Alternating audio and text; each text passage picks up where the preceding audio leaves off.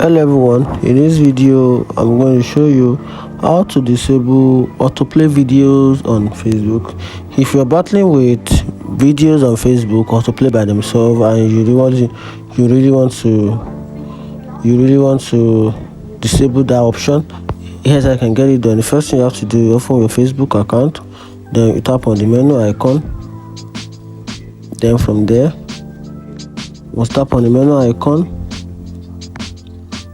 Then you tap on the gear button.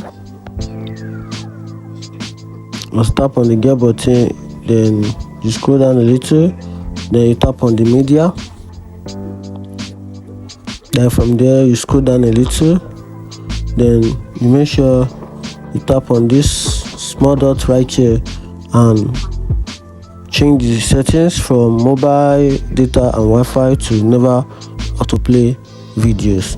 And that's it. If any video helpful, I can follow for more. Thank you.